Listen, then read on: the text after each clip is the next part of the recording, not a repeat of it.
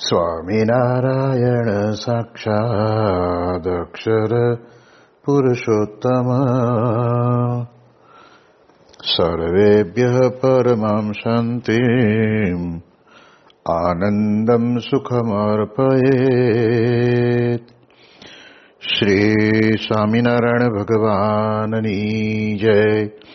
શ્રી અક્ષર પુરુષોત્તમ મહારાજની જય. શ્રી ગુણાતીતાનંદ સ્વામી મહારાજની જય. શ્રી પ્રમુખ સ્વામી મહારાજની જય. શ્રી મહંત સ્વામી મહારાજની જય.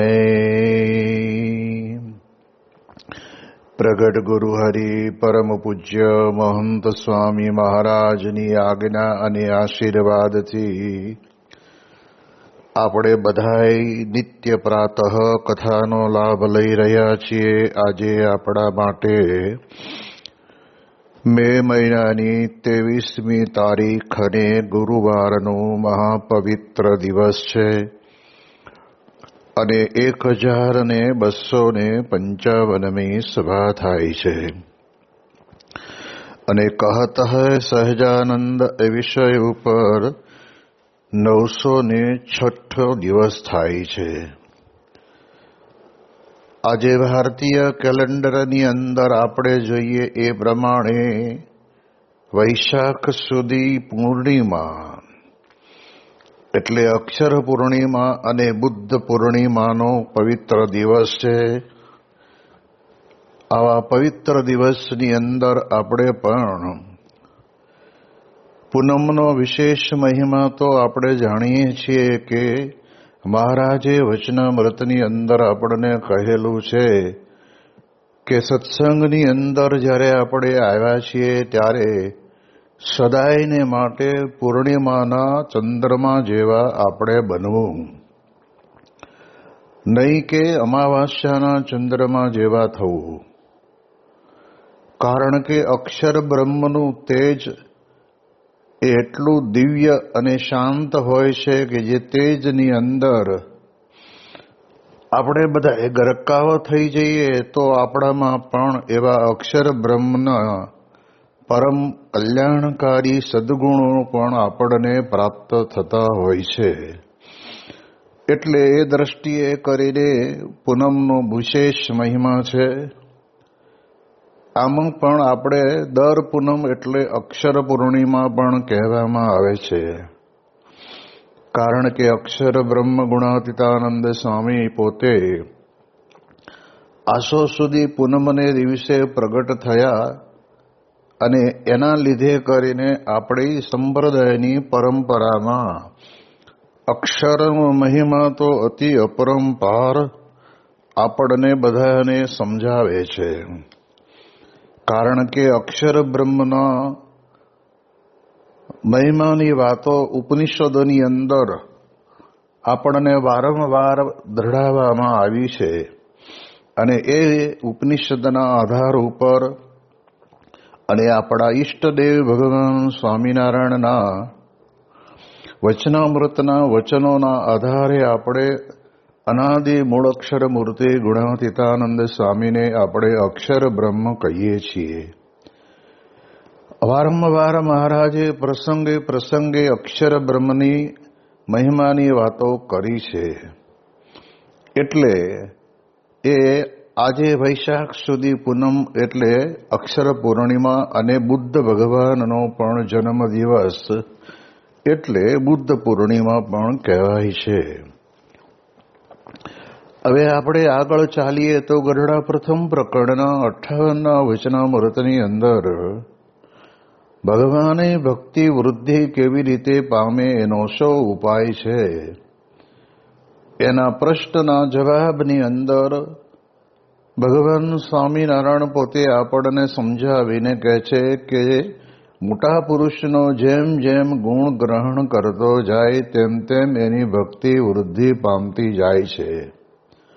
મોટા પુરુષ પોતે મહા સદગુણી છે અને આપણે જાણીએ છીએ કે દરિયાના પાણીને કદાચ આપણે અત્યારના સંજોગો પ્રમાણે માપી પણ શકાય અને ઊંડાઈ અને પહોળાઈ ને લંબાઈ પણ જોઈ પણ શકાય. પરંતુ કહે છે કે દરિયાની અંદર જે મહામૂલા મોતી અને માણેક પડ્યા છે એને પામવા માટે તો એ પ્રકારની દ્રષ્ટિ જોઈએ. એમ સત્પુરુષને વિશે તો એટલા બધા સદગુણો છે કે જે ગુણને આપણે આપણા જીવનની અંદર આત્મસાત કરતા રહીએ અથવા મનન ચિંતનને સ્મરણ કરતા રહીએ તો એના વડે કરીને આપણા જીવનની અંદર આપણને ભગવાનની ભક્તિ પ્રાપ્ત થતી હોય છે. પ્રમુખ સ્વામી મહારાજની પોતાના ઈષ્ટદેવ પ્રત્યેની જે ભક્તિ, એના તો આપણે ઘણા બધા પ્રસંગો જોયા છે કે જે પ્રસંગોની અંદર સ્વામીશ્રી પોતે એટલાન્ટા અને હ્યુસ્ટનની મંદિરની પ્રતિષ્ઠા કરવા માટે પધારેલા ત્યારે તે વખતે ત્યાં આગળ રસોડા વિભાગની જવાબદારી સંભાળતા બ્રહ્મતીર્થ સ્વામીને સ્વામીશ્રીએ પોતે બોલાવીને કહ્યું કે આપણે બધું બરાબર કરીએ છીએ પણ ઠાકોરજી માટે આપણી જોઈએ એવી સ્વચ્છતા જળવાતી નથી. એટલે એના કારણે કરીને આપણે વિચાર એ કરવાનો કે આ પ્રમાણે જેટલી સ્વચ્છતા અને ચોખ્ખાઈ એ રહે અને ઠાકોરજીનું રસોડું પણ અલગ થાય, એ પ્રકારની વ્યવસ્થા આપણા જીવનમાં મંદિરોની અંદર બધે જ થવી જોઈએ. તો જો આપણને ખ્યાલ આવે કે પોતે સાક્ષાત ભગવાનનું સ્વરૂપ છે, ગુણાતીત સંત છે અને પોતાના ઈષ્ટદેવની વિશેની ભક્તિમાં કેટલી બધી જબરજસ્ત એમને અંતરની અંદર ચિંતા છે. જ્યારે 1981 સાલની અંદર પ્રમુખ સ્વામી મહારાજનું વિચરણ દાસજની અંદર પ્રતિષ્ઠા નિમિત્તે થયેલું અને તે વખતે દાસજમાં સ્વામી પોતે બિરાજમાન હતા અને એક દિવસ સુજાણપુર ગયા હતા અને એક દિવસ ત્યાંથી ખેરાળુ ગયા હતા.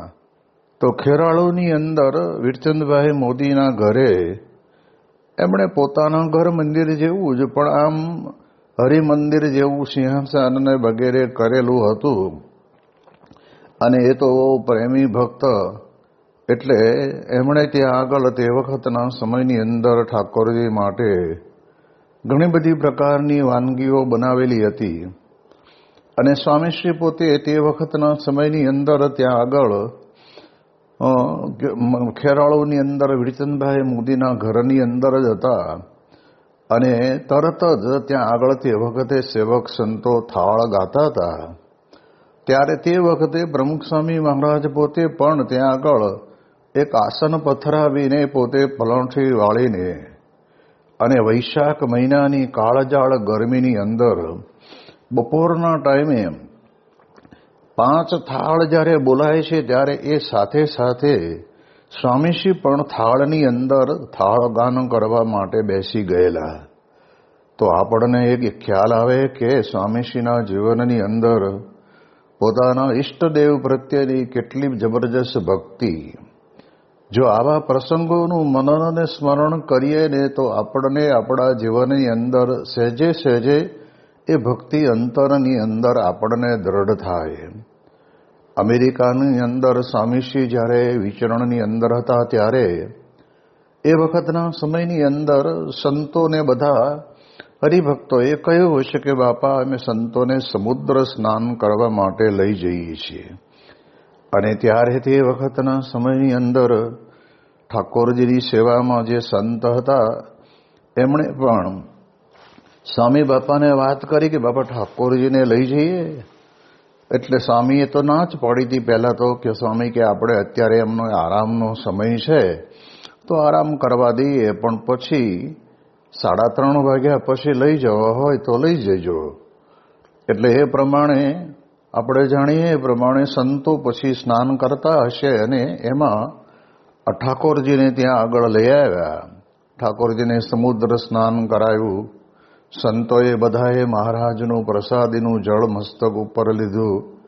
હરિભક્તો જેટલા હતા એટલા બધા હરિભક્તોને પણ તે વખતના સમયની અંદર આ પ્રમાણે કહેવાય છે કે એનો લાભ પ્રાપ્ત થયો. પછી સ્નાન કરીને બધા સંતો અને યુવકો કે હરિભક્તો બધા પોતાની રીતે બધા ઉતારે આવી ગયા. અને સંત તો તરત જ ત્યાં આગળ ભગવાનને એ પ્રમાણે વાઘા ધારણ કરાવી અને પ્રસાદ જમવા માટે બેસાડી દીધા હતા.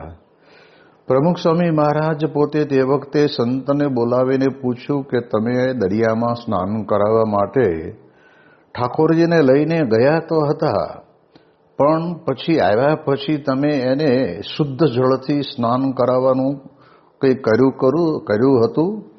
ત્યારે સેવક સંત બે હાથ જોડીને કહે છે કે ના સ્વામી, એવો તો અમને કોઈ વિચાર આવ્યો નહોતો. ત્યારે સહજતાથી પ્રમુખ સ્વામી મહારાજ કહે છે કે જો ખારા પાણીની અંદર આપણે પણ નાહીએ છીએ, પણ નાહ્યા પછી આવ્યા પછી બાથરૂમની અંદર હુંફાળું અને ગરમ અને સરસ મજાના પવિત્ર જળથી આપણે પણ આપણા શરીરની અંદર ખારાશની જે ચિકાશ લાગી હોય, જે ચોટી હોય એને આપણે સાફ કરીએ છીએ. તો પછી ભગવાનને તો લાગે કે નહીં?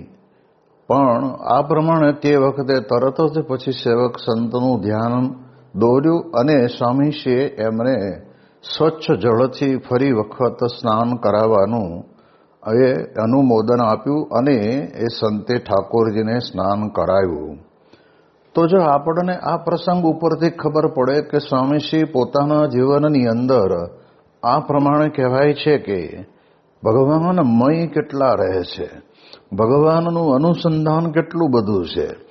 તો એવી પ્રકારે જ્યારે આપણા અંતરની અંદર પણ જેમ મોટા પુરુષના અંતરમાં ભગવાનનું પ્રાધાન્યપણું છે, એવું જ પ્રાધાન્યપણું આપણા જીવનની અંદર પણ આપણને આવે તો કહે છે કે આપણી ભક્તિ વૃદ્ધિ પામતી જાય. હવે વાતો તો બધી કરીએ છીએ અને વાતો આપણે સત્સંગની અંદર પણ થાય છે, પરંતુ બને છે કેવું કે આપણે જીવનની અંદર એનો બને ત્યાં સુધી બહુ ઊંડો વિચાર કરતા નથી.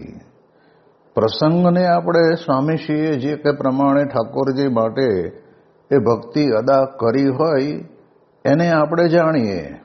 જેમ કે સ્વામીશ્રી જ્યારે એકાદશીના ઉપવાસ કરતા હતા ત્યારે તે વખતના સમયની અંદર 12ને દિવસે પારણા કરવાના હોય તો ગમે તેટલું એમને ઉપવાસ લાગ્યો હોય તો પણ કે ક્યારેય એમણે કોઈ દિવસ સવારે વહેલા ઉઠીને આ પ્રમાણે કહેવાય છે કે નાહી ધોઈ અને પૂજા કરીને પારણા કર્યા હોય એવો કોઈ ઇતિહાસ નથી. રૂટીન પ્રમાણે જ જેમ નિત્ય પ્રત્યે પોતે પોતાના સમય પ્રમાણે પોતે જાગૃત થઈને દૈહિક ક્રિયા કરે એમ જ એમણે આ પ્રમાણે ક્રિયા કરી અને પછી ઠાકોરજીની શણગાર આરતી ઉતાર્યા પછી એ પૂજાપાઠ થઈ ગયા પછી જ સ્વામી પોતે એ લીંબુના શરબતનું એ ઘૂંટડો પોતાના મોઢે મૂકતા. તો આપણને એમાં પણ ખબર પડે કે ઠાકોરજી પ્રત્યે એ કેટલી બધી દ્રઢતા. એવી જ રીતે પ્રમુખ સ્વામી મહારાજ પોતે જે તે મંદિરની અંદર જાય ત્યારે ભલેને એક જ દિવસ રોકાવાનું હોય તો જ્યારે મંદિરની અંદર વધારે ત્યારે દર્શન તો કરે જ, પણ મંદિરમાંથી પાછી સાંજે વિદાય લેવાની હોય તો તે વખતે પણ ઠાકોરજીના દર્શન કરવા જાય. આવા ઘણા બધા અનુભવો જીવનની અંદર આપણને થયા છે. એક વખત સારંગપુરની અંદર સાંજના સમયે સ્વામીશ્રી ભાવનગર બાજુ કદાચ મારા ખ્યાલ મુજબ જવાના હતા અને સારંગપુર પધાર્યા. ઠાકોરજીના દર્શન કર્યા, દંડવત કર્યા, સભા મંડપમાં દર્શન કર્યા, સંત સ્વામી મળ્યા, આરતોરા થયા અને જે કંઈ કામ કંઈ નાનું મોટું તો હતું નહીં કંઈ, પણ એ પ્રમાણે ત્યાં થોડું રોકાણ કરી અને પછી નીકળવાનું હતું. એટલે જ્યારે ગાડીની અંદર બેસવા જવાનું હતું ત્યારે તે વખતે તરત જ પાછા એ સારંગપુરના આટલા બધા મોટા પગથિયા ચડીને એ પ્રમુખ સ્વામી મહારાજ પોતે ખુદ ત્યાં આગળ દર્શન કરવા પધાર્યા અને મહારાજને કહે છે કે મહારાજ આપના દર્શન થઈ ગયા અને હવે અમે આવ્યા ત્યારે દર્શન કર્યા હતા અને અત્યારે આવ્યા હવે જઈએ છીએ ત્યારે આપની રજા લઈને દર્શન કરીને અમે જઈએ છીએ. ત્યારે આપણને ખ્યાલ આવે કે 2 કલાકની અંદર જ આવી રીતે આવ્યા ત્યારે દર્શન કર્યા અને નીકળ્યા ત્યારે પણ દર્શન કરીને જ નીકળ્યા. એટલે આપણને ખ્યાલ આવે કે ભગવાન પ્રત્યેની જે ભક્તિ એ માત્ર ને માત્ર મોટા પુરુષના જીવનની અંદર વાતો કરવા પૂરતી નથી, પણ આપણને બધાને જીવનની અંદર એમનામાં જેવી ભગવાન પ્રત્યેની ભક્તિ છે એવી ભક્તિ આપણા બધાના જીવનની અંદર વિશેષ કરીને દ્રઢ થાય એટલા માટે છે. તો આપણે ખ્યાલ રાખીએ તો આપણને ખબર પડે કે આવી રીતે આપણે જ્યારે આપણા જીવનમાં ભક્તિની વૃદ્ધિ પામાડવી હોય તો મોટા પુરુષના જે ગુણો છે ને એનું સતત સ્મરણ અને ચિંતન કરતા રહેવું જોઈએ.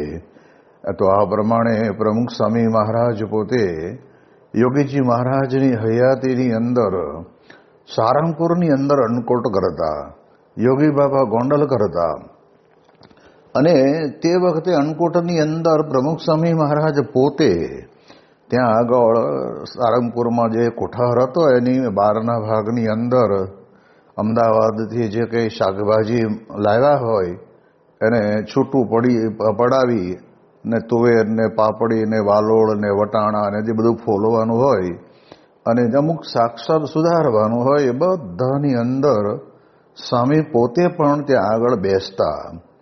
અને સાંજે પછી ઓફિસની અંદર જ્યાં એમનું એક નાનું એવું મેજ રહેતું અને ગાદી ને તકિયો રહેતો એ જગ્યા ઉપર બેસીને સ્વામીશ્રી પોતે અમારા જેવા નાના નાના સંતોને બધાને એક નાની નાની ચબરખીની અંદર નામ લખે સંતનું અને પછી એમને શું શું બનાવવાનું એ પણ પોતે લખે અને લખીને બધાને એમને બોલાવીને આપે કે તમારે આટલી સેવા અન્નકોટની અંદર બનાવવાની છે અને કરવાની છે. તો એ પણ સહેજે સહેજે આપણને યાદ આવે કે આટલી નાનામાં નાની સેવાનું પણ જેને કહેવાય ને ખેવના રાખીને સારી રીતે આ અન્નકૂટની અંદર બધું સરસ બને એના માટે સ્વામીશ્રી પોતે આવો દાખલો કરતા. એ તો બરાબર છે, પરંતુ પછી જે દિવસે અન્નકૂટ હોય ત્યારે સવારથી માંડીને બપોરના 3, 3:30 વાગ્યા સુધી સ્વામીશ્રી પોતે બધા હરિભક્તોને મળે કરે અને પછી સ્વામી જ્યારે જમવા બિરાજમાન થાય ત્યારે તે વખતે અન્નકોટની અંદર ધરાવેલી જે વાનગીઓ ભીની હોય એ નીચે ઉતારી અને તે વખતે સ્વામીશ્રીને જમાડવામાં આવતા. હવે બનેલું કેવું કે મારા ભાગે પૂરણપોળી બનાવવાનું અને જેને કહેવાય કે માલપુવા ખાંડના અને ગોળના, ચોખાનો બિરંજ, ફાડા લાપસી, આ બધું મારા લિસ્ટમાં મારા ભાગે આવેલું અને તે બધું બનાવેલું અને ભગવાનની દયાથી તે વખતે પૂરણપોળી પણ ખૂબ સારી થયેલી. એટલે આપણને સહેજા એમ રહે કે ભગવાન તો જમ્યા પણ ભગવાનના અખંડ ધારક સત્પુરુષ પણ આ પ્રમાણે આવી રીતે જમે. તો મેં એક જગ્યાએ ખૂબ સારી રીતે વ્યવસ્થિત રીતે મૂકી દીધેલી અને ત્યારે કોઈક સંતને ખબર પડી હશે એટલે એને તો એમાંથી થપ્પી ઉપાડીને જમીન જતા રહ્યા અને પાછળ કાંઈ રહ્યું નહીં. અને બાપા જમવા આવ્યા અને ત્યારે આ નહોતું ત્યારે મનમાં લાગી આવ્યું કે આજે ખરેખર સરસ પૂરણપોળી બની હતી અને એ પૂરણપોળી સ્વામીશ્રીને જમાડવી હતી પણ આવું થયું એટલે સ્વામી પોતે જાણી ગયા અને તરત જ મને કહ્યું કે કાંઈ નહીં, ભગવાનની ઈચ્છા, ભગવાન જેમાં ને એમાં બધું આવી ગયું. જો એવા સમયની અંદર પણ પોતાના ઈષ્ટદેવ પ્રત્યેની જે ભાવના છે ને એ આપણને સહેજે સહેજે દેખાય. હવે આ વાત તો પૂરી થઈ ગઈ અને બીજે દિવસે સવારે સ્વામી ત્યાં થાંભલાને અઢેલીને પૂજા કરતા હતા, ત્યાં દર્શન કરવા માટે હું ગયો અને ત્યારે સ્વામી સામેથી મને કહ્યું, મને કે ગઈકાલે તારી ઈચ્છા અધૂરી રહી છે ને કે આ પ્રમાણે પૂરણપોળી જમાડવી હતી, પણ એ ભૂલી જવાનું. પણ આજે અમે તમને ખાસ આજ્ઞા કરીએ છીએ કે આજે બીજનો દિવસ અન્નકોટના પછીનો, એટલે તમે સરસ મજાની ખીચડી કઢી એ બનાવો એટલે ભગવાનને થાળની અંદર ધરાવાય.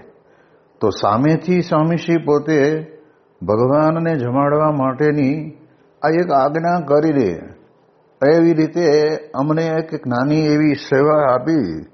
તો અત્યારે આપણને યાદ આવે કે સ્વામીશ્રી પોતે કેટલું બધું જબરજસ્ત આ પ્રમાણે ભગવાનની વિશેની ભક્તિની અંદર એ રત રહેતા હોય છે.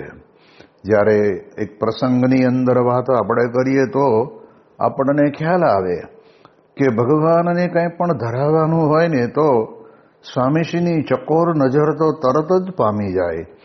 એટલે જો ગરમ ગરમ શીરો બનાવ્યો હોય તો એ થાળી લઈ અને સ્વામી બાપા પોતે ઠાકોરજીને આપણે ધરાવવા માટે લઈ જઈએ તો સ્વામી તરત જ ત્યાં આગળ એ સેવકનું ધ્યાન દોરે કે જો આ ગરમ હોય એટલે ભગવાનને જમવામાં તકલીફ પડે, એટલે થોડોક જેટલો શીરો હોય એમાંથી થોડોક સાઈડમાં કરી અને થોડોક પોળો કરી નાખે અને પછી એ માપનો થઈ જાય એટલે ઠાકોરજીને ધરાવવાનો. એક નાની નાની બાબતની અંદર પણ પ્રમુખ સ્વામી મહારાજ પોતે કોઈ દિવસ ક્યારેય ચલાવી લેતા નહીં.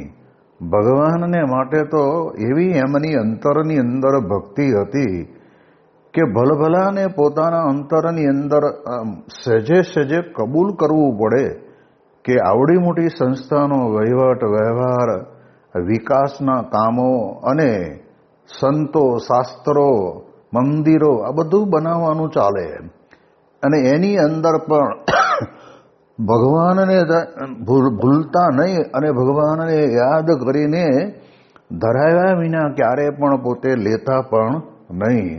આ પ્રમાણે સારંગપુરની અંદર જ્યારે ટ્રસ્ટ બોર્ડની મિટિંગ ચાલતી હતી અને ત્યારે સ્વામીએ દેવચરણ સ્વામીને અમને બધાને કહી દીધેલું કે પહેલાં થોડો ટાઈમ થાય એટલે પાણી આપી જવાનું બધાને, પછી વળી થોડો ટાઈમ જાય એટલે એ વખતે કહેવાય છે કે લીંબુનું શરબત કે કેરીનું શરબત હોય એ આપી જવું. એવી રીતે સ્વામી ભલામણ કરેલી. તો અમને તો એમ કે ભાઈ હરિભક્તોની સેવા સરભરા આપણે કરીએ એમાં બાપા રાજી થાય છે. એક એવા વિચાર અને ટૂંકો વિચાર કહેવાય કે એના કારણે કરીને એટલું જ અમે કર્યું. પરંતુ 2-2, 2.5, 3 કલાકથી સ્વામીશ્રી ત્યાં આગળ મિટિંગમાં બેઠેલા એમને અમે કોઈએ પાણી પાવાનું પણ યાદ આવ્યું નહીં. અને તે વખતે દેવચરણ સ્વામી કે આપણે બાપાને તો પૂછ્યું જ નહીં અને પાણીનું પણ કહ્યું નહીં. એટલે ગ્લાસની અંદર વાટકો ઉપર ઢાંકી અને પાણી લઈને સ્વામીશ્રીને ત્યાં આગળ હું જ પોતે ગયો અને તરત જ મેં આમ વાટકામાં પાણી ભરી અને સ્વામીશ્રી આગળ વાટકો ધર્યો અને ત્યારે તરત જ સ્વામીશ્રીએ મારી સામે ઉપર જોયું અને જોઈને તરત જ સહજ ભાવથી પોતે બોલ્યા કે આ પાણી ઠાકોરજીને ધરાયું. હવે ત્યારે મેં તો કંઈ ધરાયું નહોતું. મને તો દેવચરણ સ્વામીએ કીધું કે તમે આ પાયા આવો એટલે હું પાવા ગયો તો અને તરત સ્વામી સમજી ગયા કે સ્વામી કે પાછું લઈ જા. એટલે વળી પાછું મેં એ વાટકાની અંદર જે પાણી હતું એ ગ્લાસમાં નાખ્યું અને લઈને જતો હતો અને ત્યારે સ્વામીએ કહ્યું કે બે પાણી એટલે ગ્લાસનું પાણી ઢોળી નાખી, ગ્લાસને વાટકાને ઉટકી નાખી અને ઠાકોરજીને ધરાવીને પછી લાવો. હવે પાણી જેવી બાબતની અંદર પણ પ્રમુખ સ્વામી મહારાજ પોતે આવડી મોટી સંસ્થાના પ્રમુખ હોવા છતાં અને કલાકો સુધી શતાબ્દી મહોત્સવના સમયની મિટિંગ ચાલતી હોતી એમાં પણ ભગવાનને એ ક્યારેય ભૂલ્યા નથી. એટલે આપણે ખરેખર હકીકતની અંદર જો આપણા જીવનમાં ભગવાનની ભક્તિ આપણે વૃદ્ધિને પમાડવી હોય તો મોટા પુરુષનો જેમ જેમ ગુણ ગ્રહણ કરતા જઈએ તેમ તેમ આપણામાં વૃદ્ધિ વિશેષ કરીને આપણને થતી જાય. એટલે પ્રમુખ સ્વામી મહારાજ પોતે એમના માટે જ્યારે મર્સિડીઝ ગાડી એક હરિભગતે આપી અને સારંગપુર આવી પણ ગઈ, પણ સ્વામી પોતે ત્યાંથી સ્મૃતિ મંદિરે જતા સામું ન જોયું અને પૂછ્યું પણ નહીં કે આ કોની ગાડી છે ને શું છે, કાંઈ જ નહીં. એ ચાલતા નીકળી ગયા અને સંતોએ કહ્યું કે બાપા આ ગાડી આપના માટે આવી છે. અને એ દિવસે તો કાંઈ થયું નહીં. બીજે દિવસે પછી સંતોને ખબર પડી, એટલે કે આપણે સદગુરુ સંત સ્વામી વડીલ સંત છે, ઉંમરમાં મોટા છે, એટલે એ વિનંતી કરશે એટલે સ્વામી પોતે સ્વીકારશે.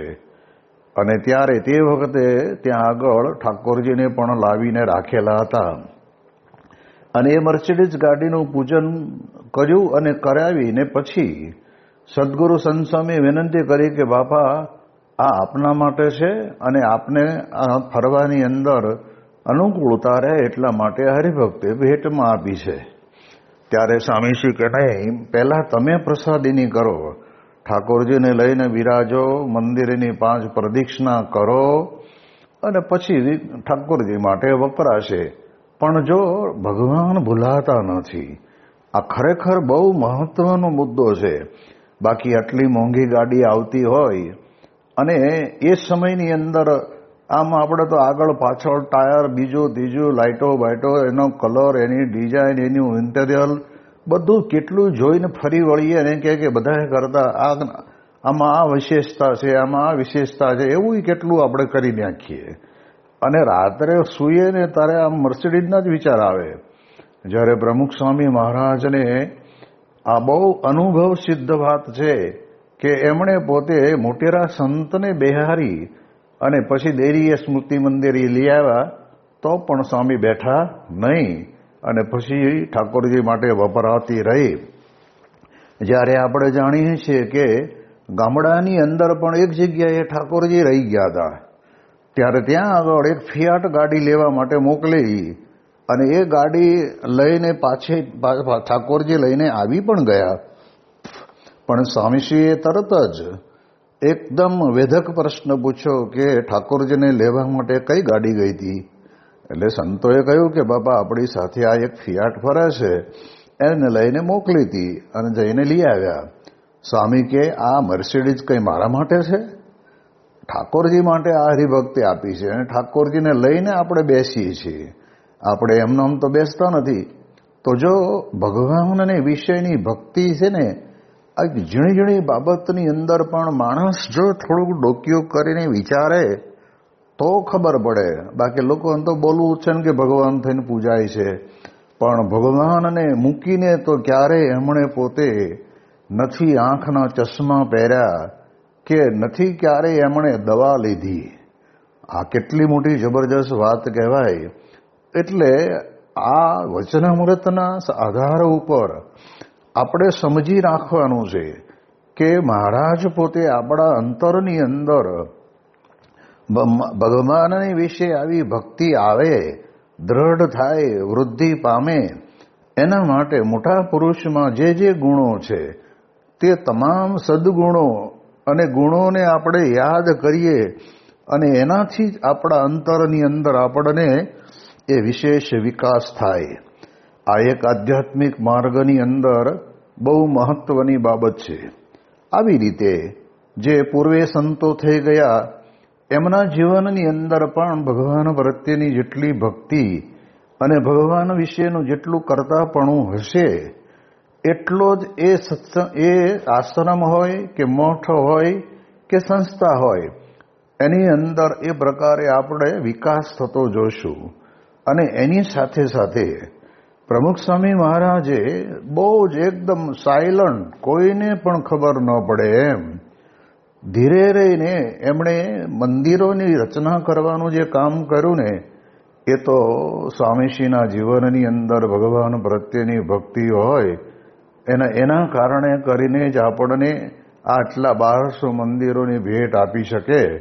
બાકી તો સ્વામી કહે છે ને કે મોટાઈ લેવા માટે થઈને નહીં, કે કોઈની સામે હરીફાઈ કરવા માટે પણ નહીં, એ કેવળ ને કેવળ ભગવાનની ભક્તિ એમના અંતરની અંદર રહી, એટલે એના કારણે કરીને આ પ્રમાણે વિકાસ થયો. આની વિશેષ વાતો આપણે આવતીકાલે કરીશું. શ્રી સ્વામિનારાયણ ભગવાનની જય.